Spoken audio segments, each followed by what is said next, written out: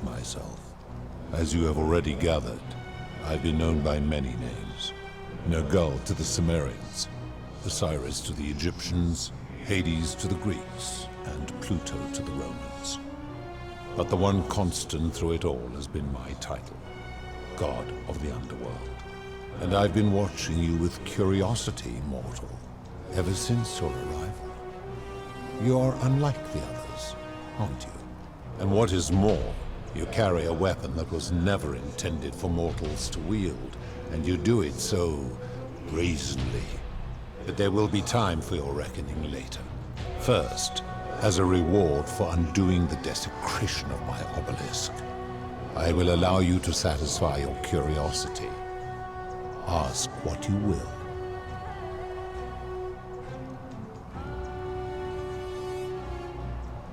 That is merely the name your people have given to it, but yes, it is my doing.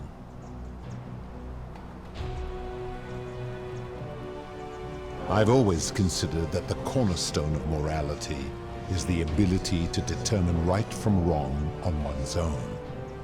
No attempt to lay out rules like your Code of Hammurabi or your 12 Tables of the Roman Republic can ever cover all possible scenarios. This should come as no surprise to you, since the core principle has been expressed in many forms by many of your civilizations. The Egyptians made a rudimentary attempt with "do to the doer" to make him do.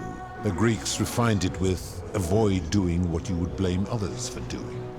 The Roman Stoics added, "treat your inferior as you would wish your superior to treat you." Even the so-called cultists hiding among you often say, "Do unto others as you would have them do unto you." It is the simplest of concepts, and each one of you is born with the faculties required to apply it to any situation. Yet none of the peoples who expressed this rule were able to uphold it.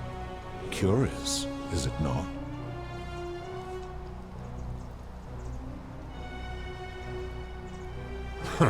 For you, perhaps.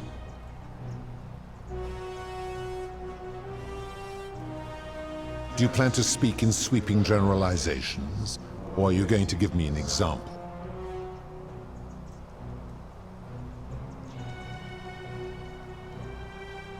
The merchant. How is that inconsistent with the rule I've outlined? I disagree. Having watched this merchant, that is precisely what he would expect from others, and he would be quite capable of paying the price anyway.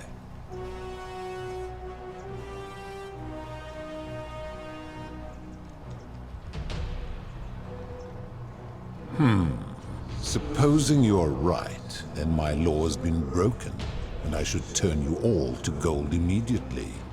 Is that what you want?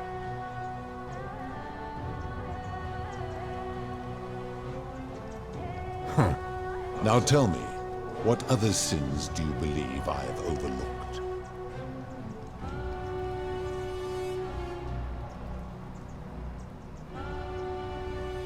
You speak of the moneylender.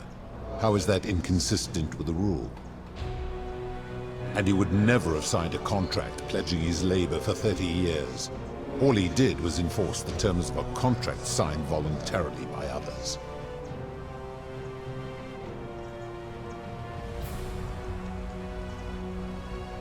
Now tell me, what other sins do you believe I have overlooked?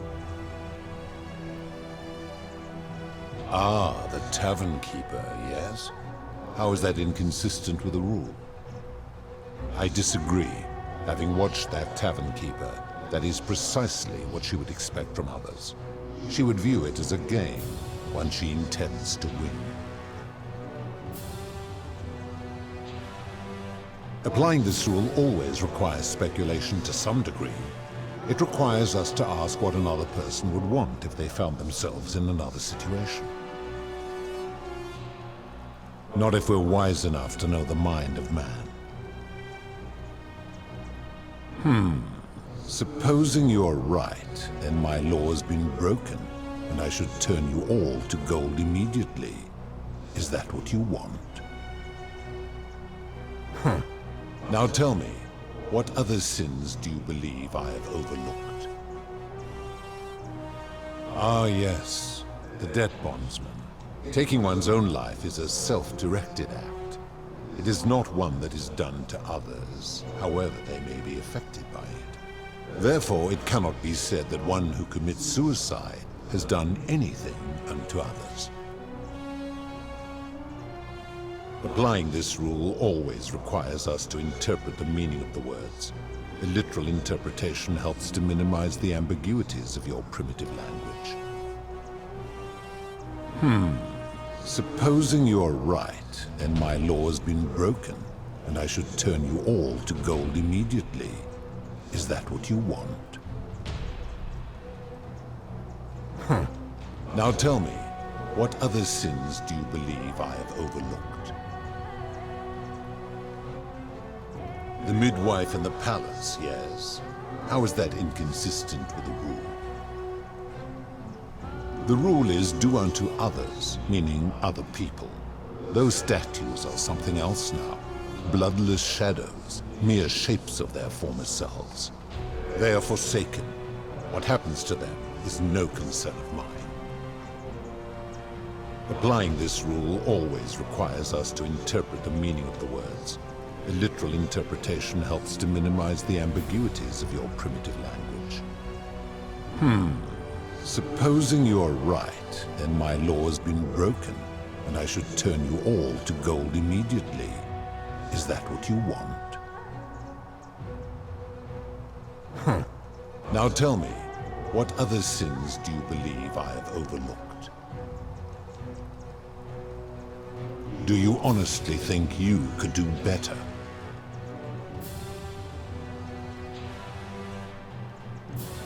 I should strike you down for that. Now, did you have any other questions before your reckoning? Very well.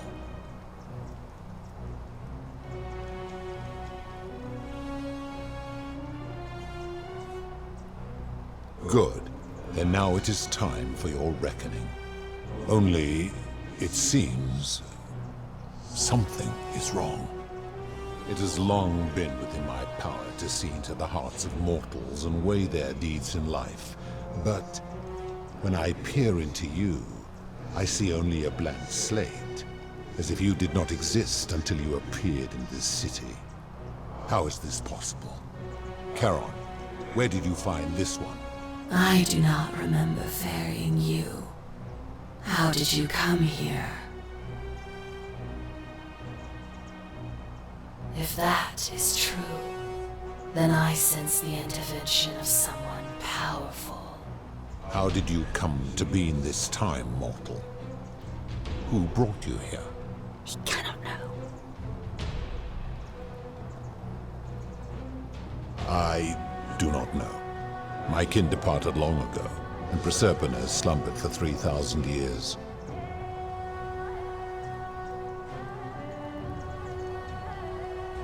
Tread lightly, mortal. Enough of this. It seems I will need to put your reckoning on hold for now.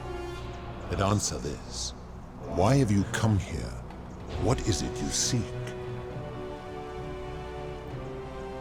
Ha ha ha ha! Your hubris is amusing, so I will allow you to make your case. But I warn you, if you anger me or waste my time with lies or wrong-headed arguments, you face death here. So, tell me, why should I put an end to the so-called Golden Rule?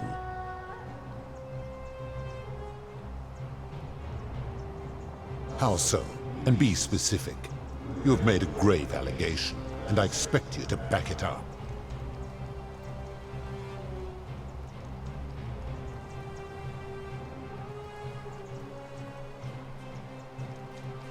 True. I have witnessed him doing that. He is a volatile and confused fellow, that one.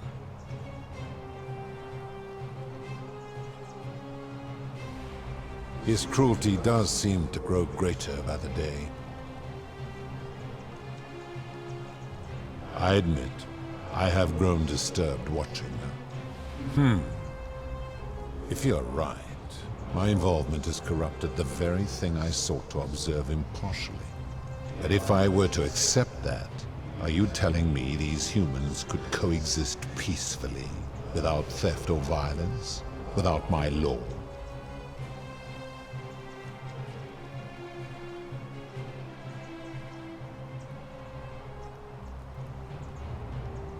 How so? And how is that working for you?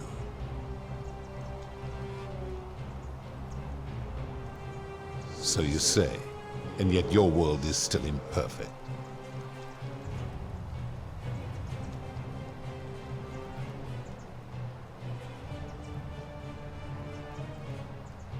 You have spoken eloquently, and yet, if what you say is true, it follows that my wager was fatally flawed from the beginning. But that would mean Jupiter, Proserpita's father, who knew more about you than anyone, proposed a wager I could never win. Why would he do that?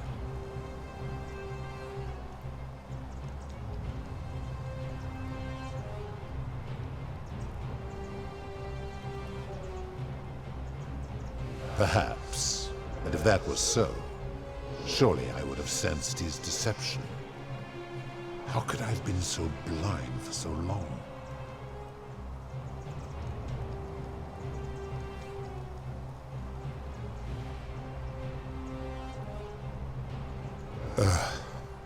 Your words sting me, mortal.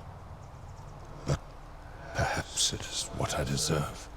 As difficult as this is to admit, I have suspected as much for a long time now. And I cannot deny it any longer. I've been so fixated on taking my beloved to Elysium that every time one of you sinned, it wore away my hope of being with her again. In time, I began to despise your kind for making her believe that you could ever be better than you are. But my rage was not born of malice, quite the opposite. Everything I have done, I did because I loved her. Who knew this empathy of yours, which you celebrate so much, could have such a dark underside? This has gone on too long. It is time for me to let go of this form, of her, of all of you. But know this, if I abandon the wager and leave for Elysium, neither she nor your kind may ever ascend.